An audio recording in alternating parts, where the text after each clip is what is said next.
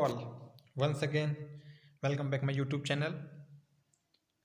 आज मैं आपके लिए सिंपल और कंपाउंड इंटरेस्ट के क्वेश्चंस लेके आया हूँ जो आपके लिए आने वाले एग्जाम आरआरबी जो एनटीपीसी ग्रुप डी वगैरह के लिए बहुत ज़्यादा इंपॉर्टेंट क्वेश्चंस हैं। देखिए, मैं पहले फार्मूला बताता हूँ। सिंपल इंटरेस्ट का फार्मूला क्या होता है? मूलधन इंटू दर इंटू समय बटे 100। इस सीधा फार्मूला आपको याद रखना है।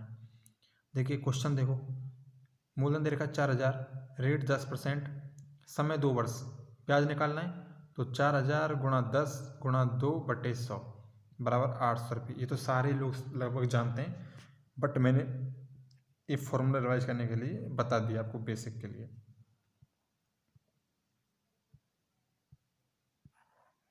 इस क्वेश्चन को देखना बहुत ध्यान से, अच्छा क्वेश्चन है।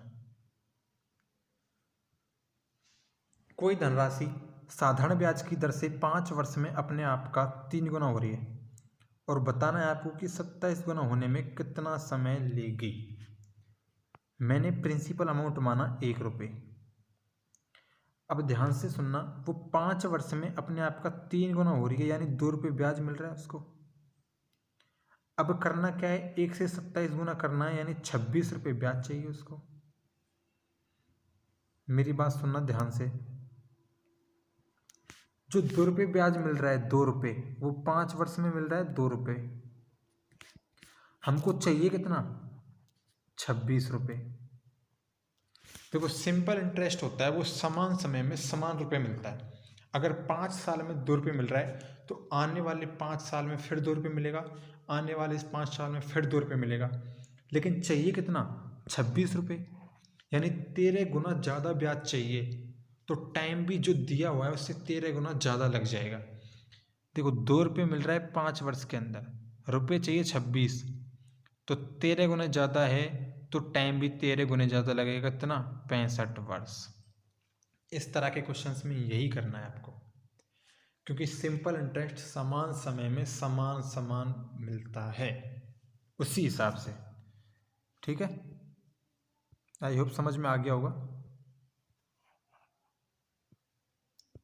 एक क्वेश्चन और, व्यक्ति ने अपनी पूंजी का 1/4 भाग 3% पे, 2/3 भाग 5% पे और शेष भाग 11% की दर पर निवेश किया, तो बताओ कुल कितने रुपए ब्याज के हिसाब से निवेश किया उसने।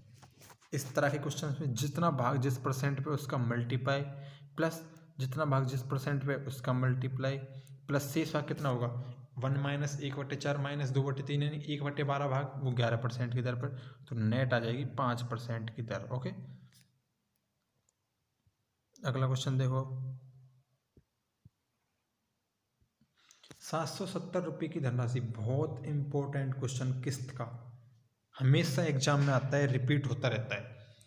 देखो, 770 रुपये की राशि 5 वार्षिक किस्तों में लौटानी है और साधारण ब्याज की दर 5%, तो बताओ कितनी कितने की रुपये की किस्त जाएगी। समान किस्तें। इस तरह के क्वेश्चन में क्या करना है, आपको किस्त माननी है 100 रुपये, 5 बार दे रखी है, 5% बढ़ाते जाओ। 100 रुपये पहली बार, अगली बार 105, 110, 115, 120। देखो, पहली बार 100 रुपये पे किस्त दी होगी, अगली बार 105 पे ब्याज रख के किस्त गई है, फिर 110 पे रख के गई है, फिर 115, यानी टोटल 550 रुपये पे गई है ये किस्त। 100 रुपये, लेकिन है कितने रुपये? 550 पे 100 रुपये, लेकिन रुपये कितने? 770। तो 770 पे कितने रुपये किस्त जाएगी? 140। सिंपल इस तरह के क्वेश्चंस में क्या है, आपको किस्त नहीं दे रखी, किस्त माननी है 100 रुपये, जितना परसेंट है उसको जोड़ता जाना है और जितनी बराबर किस्तों में जितने टाइम में दे रहा है उतना टाइम लेके टोटल निकाल लेना है। इतने रुपये होते तो किस्त होती 100 रुपये, लेकिन है कितने? 770, तो उसके लिए किस्त आ जाएगी 140। अगला क्वेश्चन देखो, कंपाउंड इंटरेस्ट का मैं फॉर्मूला बताता हूँ आपको। जर्नल, एक तो सीधा ये फॉर्मूला है टोटल अमाउंट का, इसमें कंपाउंड इंटरेस्ट भी है और जो प्रिंसिपल अमाउंट दिया होता है वो भी है। उसको निकालने का होता है principal amount plus into 1 + r/100 की पावर t। लेकिन एक पेड वाला फॉर्मूला और होता है, जैसे मैं बता रहा हूँ, ऐसे पेड वाला ऐसे मतलब आसान हो जाता है। प्रिंसिपल अमाउंट, पहले वर्ष के लिए ब्याज, दूसरे वर्ष के लिए ब्याज और ब्याज पे ब्याज भी मिलता है इसमें। तो इस तरीके से निकालते हैं। अब देखो मैं बताऊँगा क्वेश्चन में कैसे करते हैं, इसको अप्लाई कैसे करना है। क्वेश्चन देखो, प्रिंसिपल अमाउंट 10,000 रुपये, रेट दे रखी है 10%, टाइम दे रखा है 2 वर्ष। अब ज्ञात करना है आपको कंपाउंड इंटरेस्ट। एक तो वो तरीका जिससे आप निकाल सकते हैं फॉर्मूला लगा के, दूसरा तरीका पेड वाला। 10,000 रुपये ब्याज, 10,000 रुपये प्रिंसिपल अमाउंट है, ब्याज 10% यानी 1/10। पहले वर्ष कितना 1/10 हज़ार रुपये ब्याज मिलेगा, दूसरे वर्ष 10,000 रुपये तो मिलेगा, 1/10 यानी 1,000 रुपये। इस 1,000 रुपये पे भी ब्याज का ब्याज मिलेगा, उसका 1/10 यानी 100 रुपये ब्याज और मिलेगा दूसरे वर्ष। तो टोटल ब्याज कितना हो जाएगा, 1,000 + 1,000 + 1,000 100, 2,100 रुपये ब्याज मिलेगा।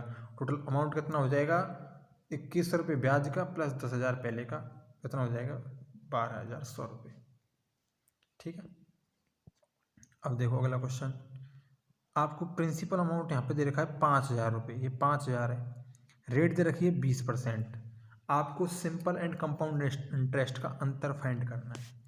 वही पत्ती वाला सवाल देखो, 5,000 रुपये, इसका 1/5 कितना, देखो 20% को क्या लिख सकते हैं 1/5, तो 1/5 लिखा तो इसका कितना ब्याज मिलेगा 1,000 रुपये ब्याज मिलेगा।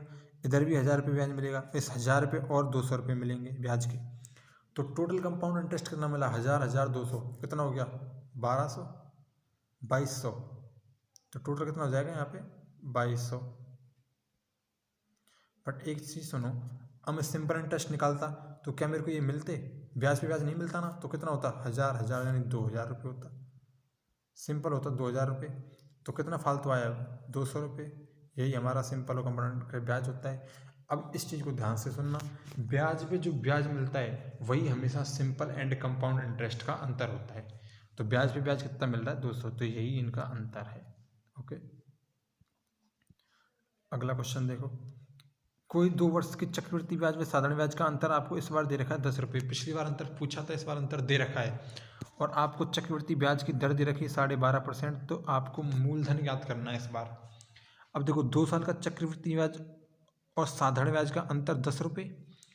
अभी जो दर दे रखी है वहाँ ध्यान देना, 12.5% को लिख सकता हूँ मैं 1/8। हमेशा आप सपोज करना, जब अंतर दे रखा है तो आपको मूलधन सपोज करना है, और वो करना क्या है, जो 1/8 है तो नीचे वाली संख्या का स्क्वायर करना, जिससे आपको ब्याज निकालने समय काटते समय आपको मतलब सिंपल तरीके से काट सको। तो 8 का स्क्वायर 64 मैंने माना मूलधन, इसका 1/8 क्या होगा 8 रुपये, उसका 1/8 क्या होगा 8 रुपये, और 8 का 1/8 क्या होगा 1 रुपये। अब मैंने क्या बताया था, सिंपल एंड कंपाउंड इंटरेस्ट का अंतर क्या होता है, जो ब्याज पे ब्याज मिलता है, ब्याज पे ब्याज कितना मिल रहा है 1 रुपये, यानी 1 रुपये अगर अंतर होता, लेकिन अंतर कितने का दे रखा है 10 का, कितने गुना पे बैठा है 10 गुना पे, तो मूलधन भी कितने गुना पे होगा 10 गुना पे, 640 रुपये। ओके, चलो नेक्स्ट क्वेश्चन, ये लास्ट क्वेश्चन है आज का आपका, और इसमें बहुत सारी चीज़ें आपको अच्छे से बताऊंगा मैं आज। 2 वर्ष का सिंपल एंड कंपाउंड इंटरेस्ट का अंतर दे रखा है इस बार 40, और रेट दे रखी है आपको 8%। आपको प्रिंसिपल अमाउंट फाइंड करना है। एक तरीका जस्ट अभी मैंने कराया है, 8% को 2/25 लिख सकता हूँ, और मैं हमेशा नीचे वाले का स्क्वायर मानूंगा मूलधन, तो 625 माना। पहले वर्ष के लिए ब्याज 50 आएगा, दूसरे वर्ष के लिए भी 50 और 4 आएगा, तो अंतर कितना आया 4 का, 4 की वैल्यू कितनी दे रखी है 40, 10 गुना पे, तो प्रिंसिपल अमाउंट 625 भी 10 गुना पे बैठेगा, कितना 6250 रुपये। ओके, ये तो आपका पहले वाला तरीका। दूसरा तरीका देखो, दूसरा मेथड मोस्ट इम्पोर्टेंट। देखो अब दूसरा मेथड आपको बताता हूँ मैं, ध्यान से सुनना, इस चीज़ को यहाँ से नीचे वाले को देखना। मेथड सेकंड, रेट निकालना है 2/25, 8% को 2/25 लिखा। एक फॉर्मूला होता है रेट निकालने का 2 वर्ष के लिए, रेट होता है सिंपल एंड कंपाउंड इंटरेस्ट का अंतर अपॉन प्रिंसिपल का अंडर रूट। अब देखो यहाँ पे आपको अंतर गिवन है, रेट गिवन है, पी आराम से फाइंड कर सकते हैं, जो पूछा है वो मैंने यहाँ पे किया हुआ। देखो स्क्वायर करूँगा तो रेट का स्क्वायर हो जाएगा बराबर, अंतर कितना दे रखा है 4/625। समझ आ गया, इसका अंतर करेंगे तो क्या आएगा, रेट का 4 स्क्वायर 625, 4 के लिए 40, 625 से गुना 6250। ये थी आज की वीडियो, और कल भी आपको कुछ और क्वेश्चंस लेके आऊँगा। Thank you so much guys, please channel को सब्सक्राइब कर लेना। Thank you.